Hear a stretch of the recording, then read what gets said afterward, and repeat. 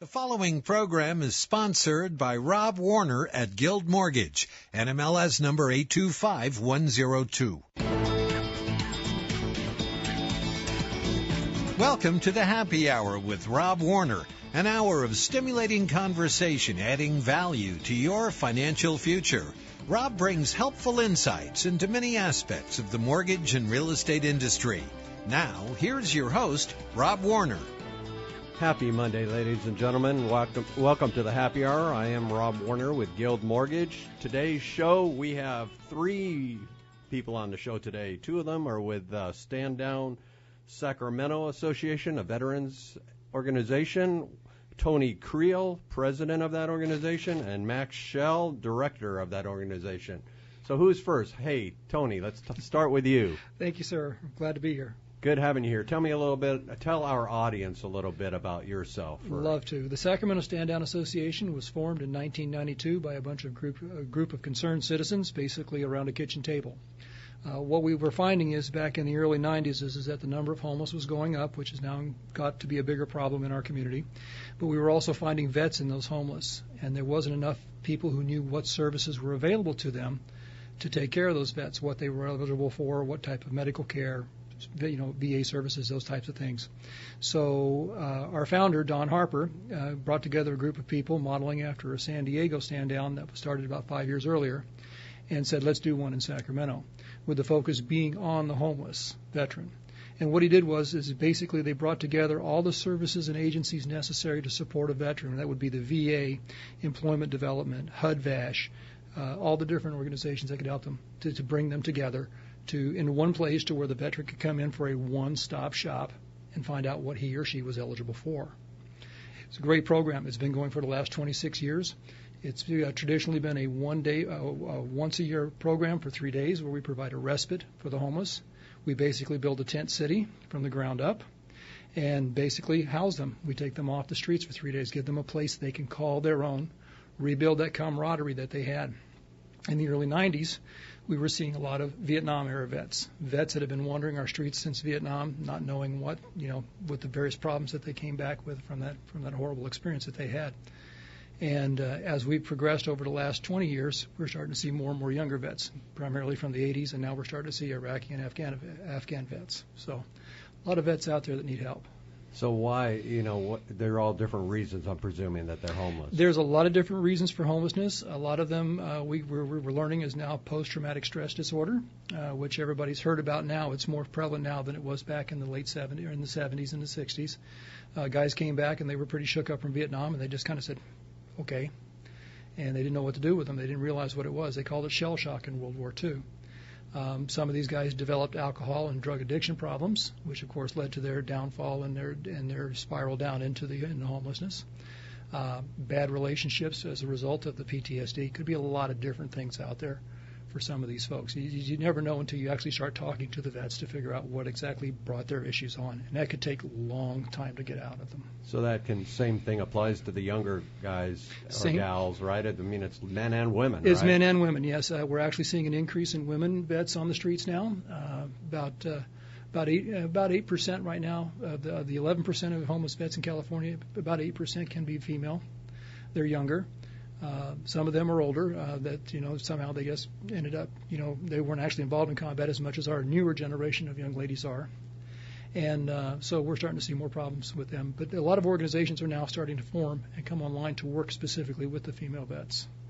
You know what? I just realized I did not introduce my third guest, John Lauer with Hybrid Brokers Realty. I feel like an idiot right now. John's here, so John, you can interject any time, and I apologize. John's going to come on during the second half of the show. But I feel bad I left him out. It's all right. I'm just enjoying the conversation, hearing what these guys are doing. So how many vets are homeless? The last pig count was taken in January, and we found that there's approximately 840 homeless vets living on the streets of Sacramento. Just in Sacramento? Just in Sacramento. And our organization is specifically designed to Sacramento County and specifically focused on the homeless vet. So that's what makes us unique. Number one, we're an all-volunteer organization. Nobody gets paid for what we do. We do this from our hearts to take care of our brothers and sisters. And we're specifically focused on homeless vets. There are other stand-downs that allow all veterans to come. Ours is very specific to the homeless because they are the most in need. If you have a vet that has a place to sleep every night, he has a home, he has a family, he's okay. It's the guy that's living in the cardboard box under the bridge that we're worried about, and that's our target group. Wow, that's a lot of homeless vets. That's a just lot of for homeless Sacramento. vets. Do you know what it is nationwide or statewide at all? Do you know that number? The numbers keep fluctuating somewhat, but I believe they said it was about 11,000 nationwide, maybe a little more. I would have to get a lot of places did PID counts in January, so we're still waiting for all the data to come in through the through the various organizations to get a nationwide count on that. So, Tony, what's your job with that organization? My job is to steer the ship. I'm the president of the organization, so I basically am the one who develops the plans for the year, helps who starts setting forward the budgeting process, planning the events that we do. Working with the board members to set up the set up the event. For example, we have an event coming up at the end of the month here on the 28th out at Gibson Ranch. So I basically lead them, and then I turn it over to my director, Max, who actually does the nuts and bolts of putting that event together. And then I provide the oversight and guidance on the overall organization. Well, let's talk to Max for just a few minutes. Mad Max, I see on your name tag. Thank you, Rob. How are you today? Great to be here. Talk to me about your role in the organization and. So as Tony said, he's the big picture for the organization, and I'm the big picture for our major event, which is the Stand Down for the Homeless Veterans. And basically, I work with our board members in our committee and a lot of community providers. We've got about 40 to 60 regular community providers from, as Tony was saying, VA Medical, Ellicott Medical, Sacramento Steps Forward, the food banks, Loaves and Fishes, Mental Health, Alcoholics Anonymous, and all those various providers that help bring us the services from mental health to substance abuse to job counseling to chaplaincy counseling to housing opportunities to try to figure out what each of these veterans might need, because they all need something different. They're not all the same, and some need different things at different levels at different times. And so my job is to bring the event together so we have a place for those veterans to come in and receive those services. And all those services are there during that event? Yes. They're all on site, right? Yes, sir. And we additionally, one of the things we do, we work with Sacramento County Courts. On our 3-day events, we actually have the judge comes to the stand down, we hold court, and we're able to clear up some of their minor infractions with community service, which helps take something that might be over their head that's keeping them hiding in the corner. This particular event, for our 1-day event, we're going to have the court's going to come down and register them, and we're going to set a court date in October, and all the vets will then get to go to court in October to solve these minor infractions and get those out of their. So normally you have somebody from the court Yes. at the event. Yes, sir. We normally and do hold it. a proceeding or Yes. right there. Yes. Right there. That's amazing. During the pretty- 3-day event, the judge actually comes in. We do all the vetting and the meet with the DA, the public defender on the first day, and then the judge comes in on Saturday. And while they're there, they're picking up trash, they're washing dishes in the kitchens and all that kind of stuff to work off their time, because some of these folks can't get into housing if there's an open warrant, and that warrant could be for anything for riding a light rail without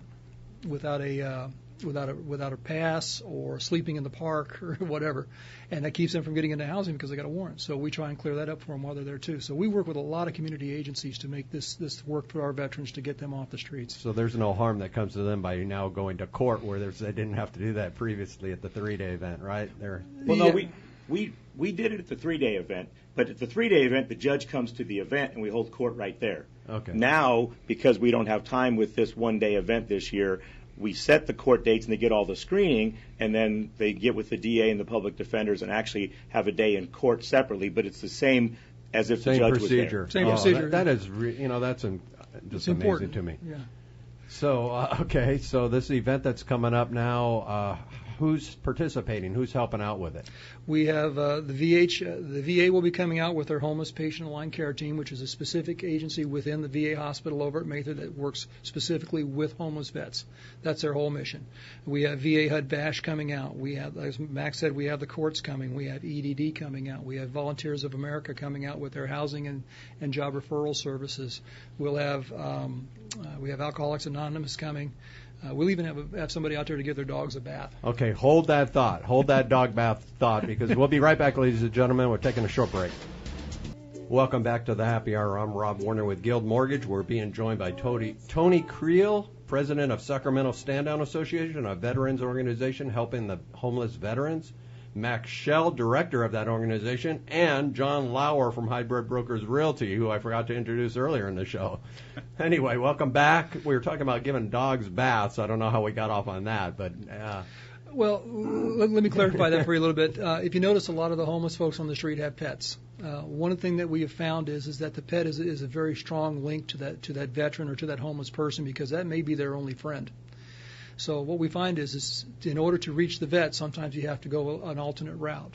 So by providing pet services, i.e. veterinary care, shots, and wellness checkups, and even baths, you can break that silence with the vet by talking about the dog first, and then the vet comes around because you're worried about his friend. It's very interesting to see how that dynamic works when you're in the field, because it's such, the guy won't talk to you. I don't want to talk to you. I don't want anything to do with you. But hey, how's your dog? Well, he's doing okay. And we have a veterinarian that comes out with Elica that actually goes out in the field and goes out and will look at the dogs while they're there, and that's how we break the ice. And it works so wonderfully, because once you've made that initial step with the veteran or with that homeless person, you're now able to start working with them and start helping them to rehabilitate and get them off the streets. So a veterinarian and even a groomer there to give the dog a bath? Well, this year we're going to have a groomer. We have a groomer there to get them all cleaned up and polish them up and make them look pretty and all that. It's going to be very nice. We're really looking forward to that. That's the first time we've had that. Loaves and Fishes will also kennel some of the vets' dogs for us because they may not want to bring them out on the public transportation. If they're not service dogs, they can't ride on the public transportation. So we have a place to set up for them if they'd like to board them if they don't want to bring them out. So we have a lot of different things going on out there to help make those vets feel like they're part of the community again. It's very, very important to rebuild that trust and that comfort that, hey, you are important to us, you are a part of this community, and we want to help you out. How do they find out about it? How do you get the word out to the homeless? It's almost like the jungle drums. You put the word out on the street that there's a stand down coming, and it goes out. And we put out flyers and we do advertise. But mostly word of mouth from vet to vet and through the homeless, they'll find it. So we work with all the community agencies like Loaves and Fishes and the Salvation Army and all those organizations that are serving the homeless out there, and we communicate through them. And again, once you tell one, it gets around because they all know about the stand downs and are looking for the services. So they're like, when's the stand down? So they're looking for it. So it's not hard to get the word out to them. Do they have is the transportation free during this thing at all? We actually buy them bus passes to get them from down. This year we're going to be out at Gibson Ranch, which is a little further out. Normally we've been at Mather, but due to some facility constraints that we ran into with some changes, we were unable to do it this year out there. So we moved out to Gibson Ranch over on Alberta, and we're actually providing all-day bus passes for the vets to get to and from downtown. So we actually, through our donations that we accept, for our organization and things like that, we actually buy bus passes to get them out there. Through transfers, they can get from anywhere in the region to the gate of Gibson Ranch. Wow, that's insane. It may take them 2 hours, but they can get there. They can get there, so they don't need any money or anything. No, we try to make it as easy for them to get there as possible. How do people get involved in your organization if they want to get involved? If they want to get involved, we have a link on the volunteer website on our website, which is www.standdownsacramento.org. Or they can call 916-389-8917 and leave a voice message. Someone will call them back, and we'll be happy to talk to them and help them come on. We're always looking for volunteers to help, especially with the one-day events that we're doing now, which is a more frequent event versus our 3-day. Gives us more interaction with the veterans. And we were able to see which ones are recurring and not getting taken care of, so we can figure out what's wrong and what we need to do and who to get them to. Do you still need help with this stand-down? We can always use help with this What one. do you do? Just show up? They can show up out at Gibson Ranch and let us know. We'd prefer that they go online at the website and register. Register first? I'm writing first. this down because I'm going to come out there myself. We would like for them to register. We have needs for people to help set up on Wednesday, help during the day on Thursday with handing out towels for the showers that we're going to have out there. They're going to be able to take baths while they're there. We get all that set up for them, or just working, at the various booths, helping the providers, even helping in the kitchen, prepping food and dinner for them, because we'll provide them a meal while they're out there too. We have a food service officer that does an absolutely wonderful job. On a one day, it's a much smaller event. She actually runs a full 3 day. She feeds 7 meals over 3 days on a 3-day event that we'll be doing next September. So basically, for the last 25 years, we've put on a 3-day event for the homeless veterans, which really maximizes the opportunity for them to interface and wind down and connect to those services. We were using Mather for the last few years. The site became unavailable just due to office space and things from volunteers. We just lost the space. So we had to look for a new site, which we found Gibson Ranch. We've been working with Doug Ossie out there. He's been very supportive and very helpful. But we got to the point where it was too late in the year to plan an event. So instead of canceling the event, we decided to have a very super 1-day event. And our goal is then next year to go back to a 3-day event. Yeah. And when we say super event, we're actually bringing out shower trucks so they can clean up and change. And we're starting the event at 8 o'clock in the morning, and they'll be able to eat. There'll be snacks and fruit and beverages all morning. Around 1 o'clock, we're going to have a barbecue, burgers, dogs, beans, and potato salad and stuff all afternoon. So there's plenty of food for them to eat while they interact, either get their medical checked or interface with the different providers and do that networking. There's be a chaplain's tent out there. We'll have 12-step meetings. Some of these guys, to keep that sobriety going and to keep that credit they're looking for as they make progress, they need to attend a meeting. We're going to have a 2-hour open 12-step meeting so they can meet that requirement in their life, which might just be the step that keeps them going because they're finding a success in something. Well, who thought of all this? Who did this? Who's the brains behind all these? As we mentioned earlier on, this initially started in San Diego, and we kind of copied it from them. But the program itself has evolved over the last 26 years, and it's mainly due to the hard work of Don Harper, whom you've talked to on the phone. He's one of the founders of this organization, and he's been with this organization for the last 26 years, and he's continuing. The biggest thing is that it's here, and we're out there, and we're working hard with our vets. That is a big thing. Is this a Thursday then? Is that what you did? This is a Thursday. Yeah, this will be a Thursday this year. Normally the event is over a Friday, Saturday, Sunday, and it's actually a lockdown because once they come in, they can't leave. So they're there for the day. For the 3-day event. For the 3 days. Yeah, for Thursday can come and go. Yes, I'm sorry. Yeah, and the food that you were talking about, that's cooked right there. That's all cooked on site. Everything's done right on site. We're going to do everything on site for them. Yeah, it's kind of like come to the county fair picnic, except at this particular fair, you're going to get health services and everything we can give you. So on your 3-day events, how many people did you have come out? Last year we had 297 people come out last year for our 3-day event, and that included some dependents because there are some folks that are actually married couples living on the streets together, and we actually make arrangements and accommodations for them. So we had about 297 out there. That'll be a nice, since you're trying to do this quarterly, I understand? We're going to go to a quarterly where we're actually working with other community partners where we find we worked with the Church of the Nazarene, the First Church of the Nazarene here in January and did a small one there.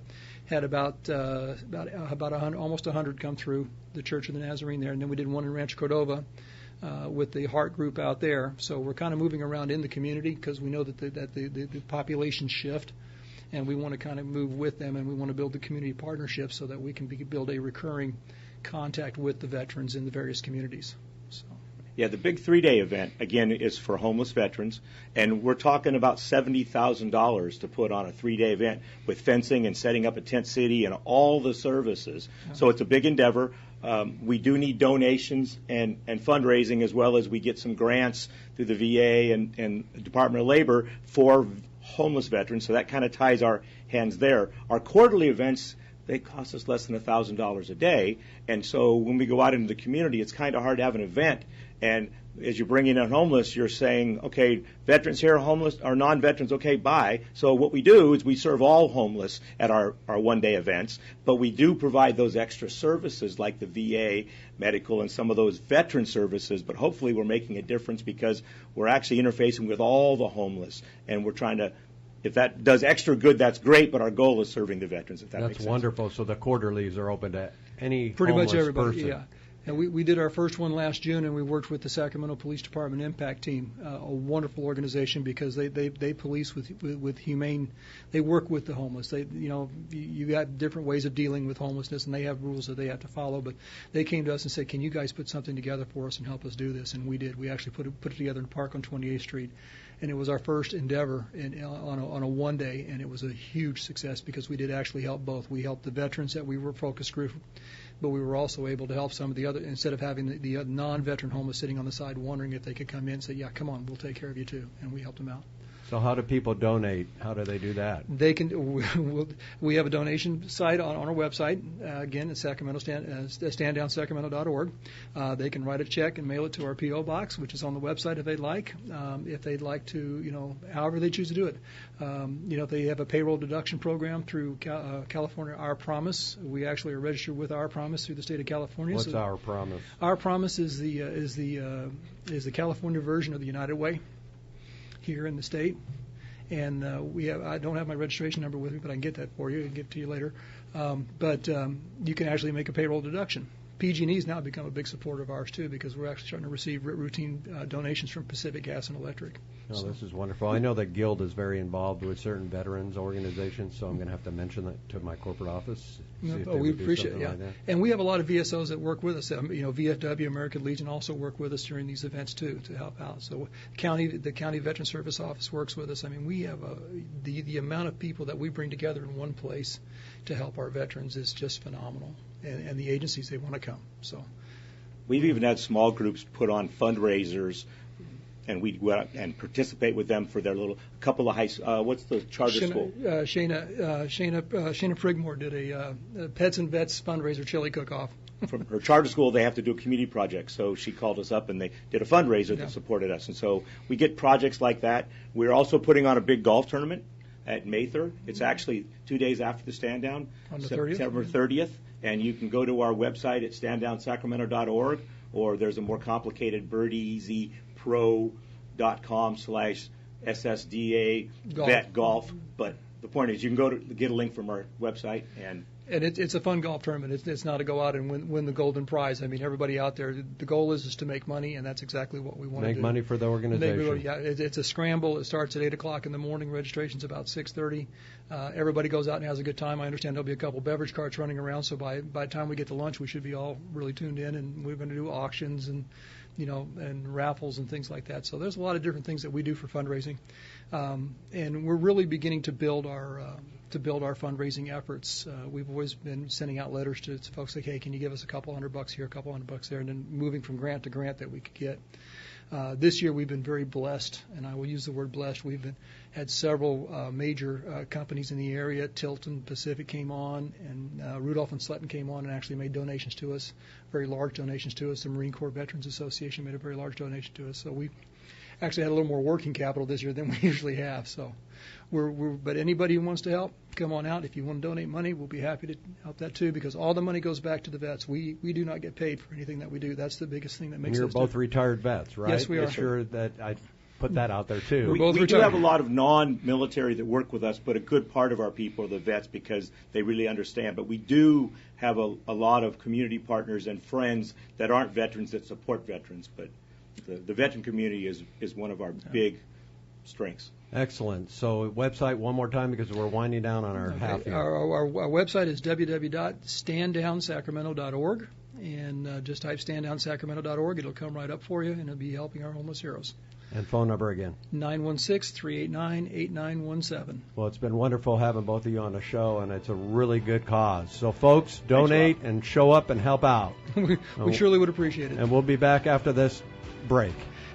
Welcome back to the Happy Hour. I'm Rob Warner with Guild Mortgage. The two gentlemen had to leave us that work for the Sacramento Stand Down Association. That's a great cause. And during the second half of the show, John Lauer will be joining us. He's here right now, Hybrid Brokers Realty. Hey, John, how's it going? Good. It's doing well. It's hard to follow up that with somebody who has such a worthy cause in fighting the good fight out there. Oh, I know. Those guys, they just amazing. It's all volunteer. And so many different organizations coming together to support their efforts. I had no idea how many people show up to help out. Yeah. I think it's wonderful. Anyway, folks, that's a great cause to donate to. So, John, we're going to move into real estate. As everybody knows, I do mortgage lending, and John is a very seasoned realtor, and we don't want to bore everybody with statistics, but I asked John to bring some statistics because it's really important to know what's going on in the market right now. Well, it is, and it seems like this market's always changing, kind of in the same direction. Some people have noticed that are in the business anyway, so much that it's slowed down just a tad recently. It's all cyclical. I think it's this time of year. We're getting kids are back into school, and people are more into, all of that versus looking for homes. So, and then the holidays, people's minds are just elsewhere. But you mentioned about some statistics, so I just looked up a few things, and I know statistics, especially over the radio, can be pretty boring. So I will try not to go. You can make it interesting. I know people like to hear things, right? Well, so I'll try to keep it light here without digging in too much. But what I did is I basically just kind of looked back. I know what's going on like now over the last couple of months, but I thought I'd take a bigger look, a higher 50,000-foot look down at it. And so I looked at the last 3 to 5 years over some of the numbers where we've come from, and there's actually some pretty interesting things.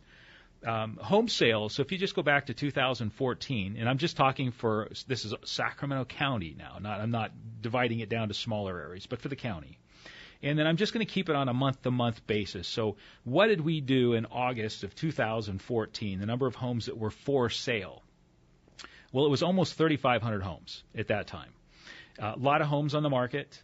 The year after that, it fell 500 homes to 2,900 for sale. The year after that, it fell another 150 to 2,700 homes. This year, just barely 20 or just under 2,400 homes on the market. So it's been a recurring theme that we always have this short inventory or this small inventory of homes, and it's continuing to tighten up. Now, at the same time, there was less homes for sale each year until this year. The number of sales of those homes has actually increased. So if you think about it, if you can picture it in your mind. Okay, I'm going to try. Okay. Less homes for sale, yet more homes sold year over year on a August month basis anyway. We'll meaning that there was a lot of houses previously that just weren't selling. They were more buyers, more competition, less inventory to choose from. And that increases prices, and I'll show you what the effects of the prices are. I didn't mean to get off on that, but I'm just trying to understand it. Why? Well, that's it. Is the market's tightened up? I think that when we went through the crash, the real estate crash, I think there's a lot of people now that have said, I don't need to change homes every 5 years. I'm just going to stay right where I'm at. A lot of people are just now getting to where they have enough equity in their home they could consider selling. And I think one other effect, it's how these things compile on themselves, is that now there's so little inventory and people are having troubles getting into homes that some sellers are saying, I'm afraid to sell my home because I don't know that I'm going to find another one. I don't know that I want to jump out there into that competition, which is exacerbating the problem of not enough inventory. Okay. So people are scared. They are scared. I think a lot of sellers are scared. There's a lot of contingent offers out there. Hey, I'll sell my house contingent upon me finding another one. But you told me before you came in here this morning or this afternoon about 2 sales of yours that had. One where I represent the buyer and the other one where I represent the seller. Both of them canceled or ran out of their contingency period, and so they fell through because they were unable to either sell a home or find a replacement home. In 2 cases. I know. It's got to be tricky. Yeah, it is. The interesting thing, so I looked back at prices. So, it's the supply and demand thing. People are saying, hey, are we in a bubble because we had that crazy bubble that crashed, which, everybody knows that, the 2006, 2007 time frame. Well, what's going on with housing prices today is for a completely different reason. It's not lending that's gone crazy, giving anybody a loan and prices going up because of that, too many buyers and those forces. Today's forces is there's just not enough inventory. There's just not enough houses, and there's more buyers. So, for instance, I just talked about the number of homes on the market going down and the number of sales going up. This year is the first year that the actual number of sales for August have gone down on a year-over-year basis. But I look back at home prices because we keep being astounded by how quickly that they've been going up. Well, home prices in 2012, the average home price per square foot in Sacramento County was $120 per foot. Okay, again, here's a number. It's hard to try to picture that in your brain. $120 per square foot. But then you compare it with today, and as of August 2017, we don't have the September numbers yet, so I couldn't bring those, but we have the August numbers. $223 a square foot. They've gone up $103 per square foot since 2012. Okay, this is interesting. Supply and demand problem. There you can see the competition of buyers trying to get the home. That's what's pushing up prices. And then that competition's not only from our own local Sacramento people, but then there's a lot of the Bay Area people that have said, you know what, we're tired of San Francisco's not being able to afford to buy here. So we're going to move to a place that's much more affordable. And Sacramento's really got a pretty good name right now. It's been recognized as a good place to live. And so people are kind of migrating here. I've seen a lot of it, and I've talked about it before on my show, and it scares me a bit because it's that influence of money coming out here is driving up our prices. It's driving up our prices, and if you want to see something that I guess potentially could eventually create a bubble would be if that keeps happening. Now, I was reading some stories recently that a lot of the companies, corporations in the Silicon Valley or in the Bay Area are starting to think, well, hey, we've got people that are leaving here because they can't find housing, and our costs are extremely high as well, and that there's companies that are considering moving now maybe to Sacramento, bringing those good jobs here. Now, if that happens, that's good for Sacramento. You're bringing jobs, you're bringing good paying jobs, along with not just the people buying homes, but having the jobs to follow along. Oh, it's huge. Yeah. The only thing is, like, my sister lives in the Bay Area, you know, and if basically the poor layperson that works, you know, that is not in the tech industry, basically can't even afford to live in the Bay Area right now at all. They're either commuting or moving, and yeah. So hopefully that doesn't cause that to happen here, to where, you know, so many other people that have just they can't afford it here. Can't afford it here now because the prices get driven up. I know. I'm one of these kind of minds that thinks about all this stuff all the time. Maybe I overthink it. I don't know. I think the affordability of Sacramento is still pretty good, although that can change. I had some clients that were looking at moving down from Seattle, and when they got here and looked around and were paying attention to Sacramento, they say, that looks familiar to me with what happened in Seattle. They can kind of see, because Seattle exploded, and they're kind of seeing, hey, it kind of looks like Sacramento's setting up to do something very similar here. Okay, so it either works out real well and everybody has properties worth $1 million like they do in the Bay Area, right? Or it kind of slows things down because it forces the person that lives and works out here, you know, be unable to qualify to buy it. If you're able to get into a home and ride the wave, that's nice. But those who can't, you know, jump on the wave, you don't have a home, it can price you out. Yes. So do you know, you gave per square footage, do you know what the average price of a home is in Sacramento? I haven't heard that statistic in a while. Did you bring that with you, by the way? I'm sure I have it here in my notes. I don't want you to belabor it. But oh, no, I'll see if I can find it here real quickly. I was curious. I know I've got it. There's a lot of pages here, so it's just finding which line it's on. Let's see, average active price. And while you're doing that, we'll talk about square footage for a minute. You know, on a real estate appraisal, this is a little lender information for the folks out there. When an appraisal is being done on a piece of real estate, what an appraiser does is they use comparable sales, and then they make adjustments for quality of the home, or, you know, if there's street noise because it backs to a busy road, or, you know, they'll make adjustments to that. But primarily they won't just use a square footage number, but it is a good barometer, correct? A lot of people use it just as a barometer. As a barometer, that's absolutely correct. It's interesting. I'm more of an analytical thinker, and so to me, it's got to be 2 + 2 = 4. I've got to have this. Yeah. And so the other day, I called up a well-known local appraiser, Ryan Lindquist, very knowledgeable, very good man as far as calling in, being able to get information. And so we were going over the price of a house and explaining it to him, and he's giving me all of these things that are not concrete ways to figure it out. And I'm just like, oh, this, you know, I'm struggling with this. But some of the things they have to look at are the way they determine the price, the add-ons that they do, like you said, for a location, an extra amenity. Does it have a swimming pool? Doesn't have a swimming pool? And then sometimes I've been seeing some of the appraisals coming in with time adjustments over a short period of time. And what's interesting, one of the numbers I have is just when I was talking about the price of homes going up in a year. Well, I had it over a period of time, but from 2016 August to 2017 August, it's gone up 8.4%.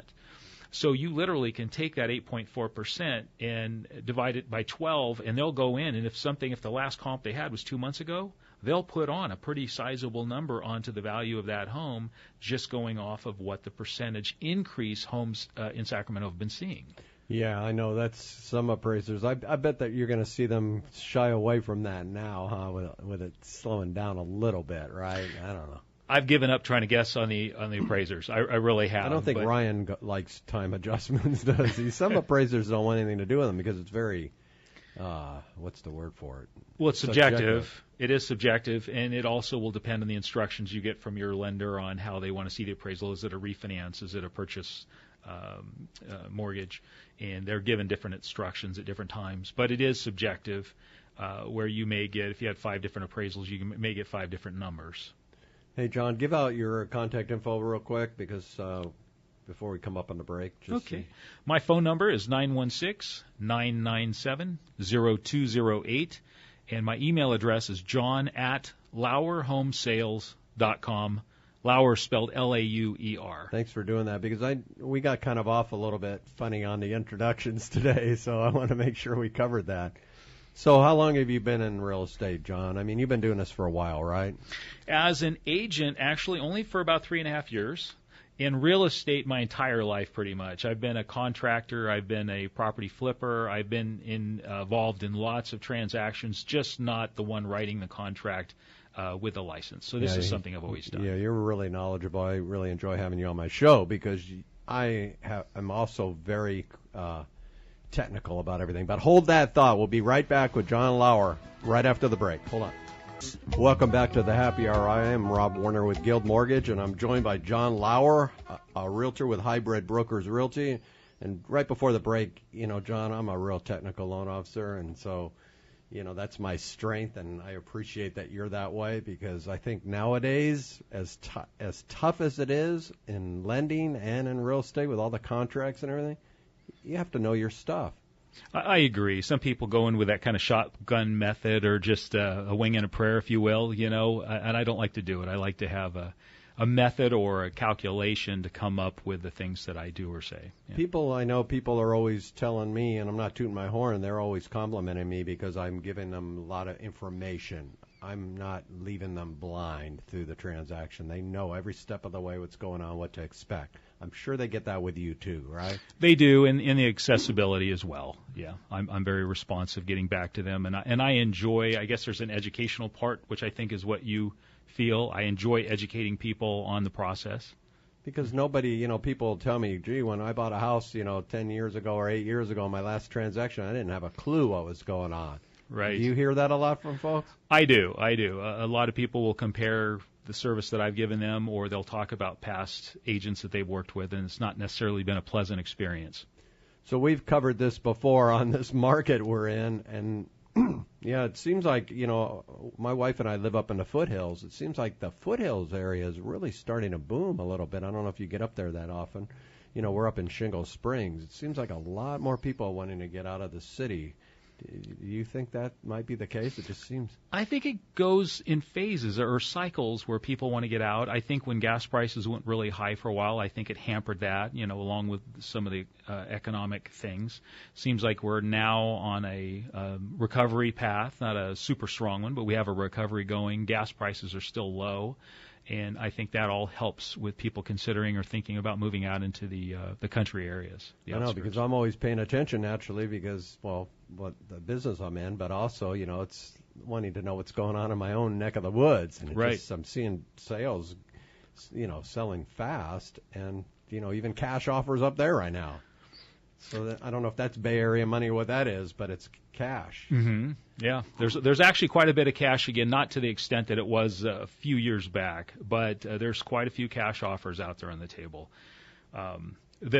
The market being the way it is right now, as competitive as it still is, even though it's slowed down just a little bit. A couple things I was going to bring up for buyers out there in the market that you talk with is there's almost 16,000 real estate agents in Sacramento as a whole. There's that many.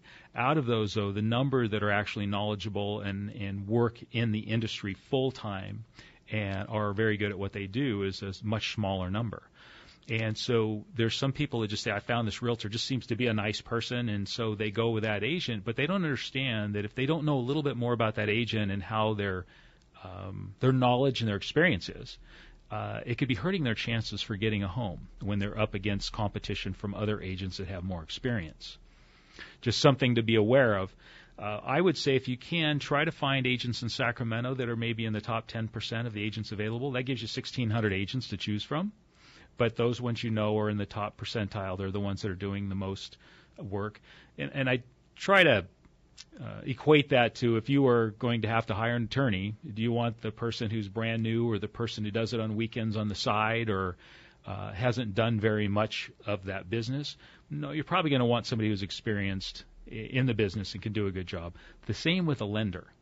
The lender can make or break the sale of a property or the purchase of a property themselves. It's important to pick the lender that you work with.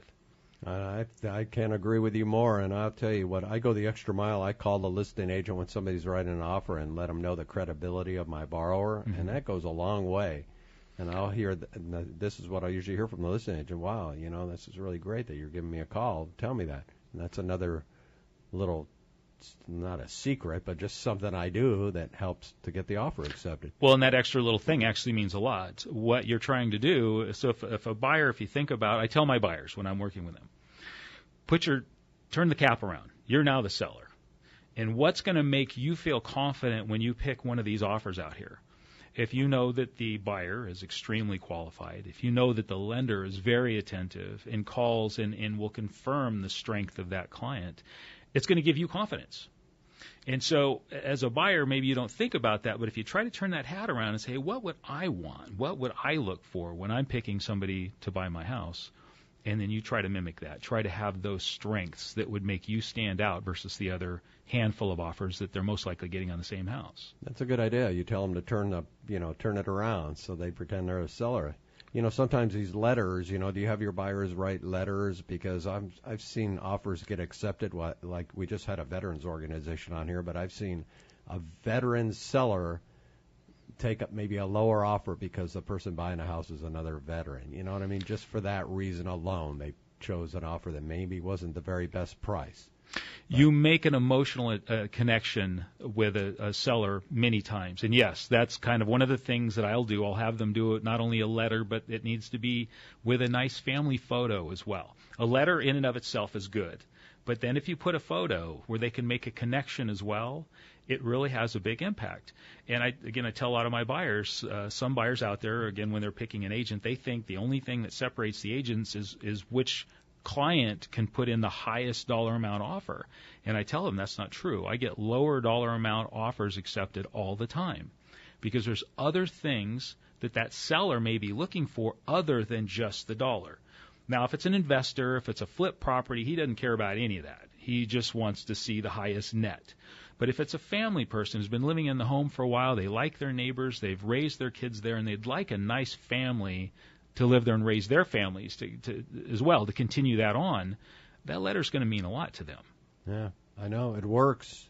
And also a rapport with the realtor and the other agent involved, correct? I mean, I'm seeing that too. If the agent that's listed the house knows you as the buyer's agent and knows your reputation and how you get the job done, that has influence on it too. Huge impact. So on my listings, when I receive offers, I had one here a while back, and just for those who aren't in the market right at the moment, but I had 15 offers on this one house. And out of those 15 offers, there was really only probably 4 of the offers that were written well. Of those 4 offers, there was probably only 2 agents that called me, and I say interview. You should always, the buyer's agent should always interview the selling agent to find out what that seller needs, what is their predicament, their situation, what have you, that you can write an offer that will benefit them. And so that's part of the interview. So you're right, you should always call that agent and find out exactly what they need and build that rapport. I will generally, if I have a little bit of time, I will usually call that agent 3 different times. And it's just more friendly, it's building the rapport, and so they feel when I send in my offer that they know me if I have not met them before. Yeah, it's huge. Yeah. I see it time and time again. The agents that's just faxing in the offer or emailing it with no phone call, no follow-up, probably just going to just be on the bottom of the pile, I think. Well, that's exactly what happens, and so that's a good example for when I'm talking about that it's good to get an experienced agent. A good experienced agent that's going to help you get into a home does those things. those other agents that are either, and I hate to use the word lazy, but some are just lazy, some are inexperienced, and they just don't have that knowledge. They don't do those things, and so it hurts your chances of getting into a home. So let's step into the pre-approval process, because I'm going to talk just a minute about my own business, and that is so important. And I've said this on the air like 50 million times, how important it is to have a pre-approval where your loan is basically all approved before you even put any pen to the paper on the offer. I rarely, if ever, send out a client without a full pre-approval. It's hugely important. Again, turn that hat around and be the seller. Do you want to come to me with this piece of paper that maybe is just a pre-qualification that just says, yeah, they've given us a few pieces of paper, but we've got to look at the whole thing and decide if they even can get a loan, basically, is kind of what it says. Or do you want the person that says, oh, no, we've completely gone through their file, we've inspected every portion of it, we've had it to an underwriter to look at, and they say, no, this person's golden. Which one's going to give you more confidence in the person in the purchase process? That lender, and I know this is the way you do business too, Rob, that lender is what's going to give you a much better shot of getting that home because of the work that they'll do in advance before the home's offer's made. Yeah, this is something else I see frequently. Somebody says, well, I'm not going to buy for 3 months, so I'm not really going to start that process yet. But then all of a sudden they happen to be on the internet, and this house comes up that absolutely fits their needs, right? Yep. I see this all the time. And now they want to write an offer. I'm like, what happened to the 3 months? It's been like 3 days. Yep. So it's really important if you're even thinking about purchasing a home, even thinking and you've made that decision you want to buy, get pre-approved. Get your ducks in a row. There may be something that's in a skeleton in a closet or something that needs to be worked out, but if you work it out early on, then it's no problem. I don't care if it's 6 months out, honestly. I'd rather put them in contact with a good lender. As you said, let's go through, let's run the preliminary information, see if there's any skeletons in the closet.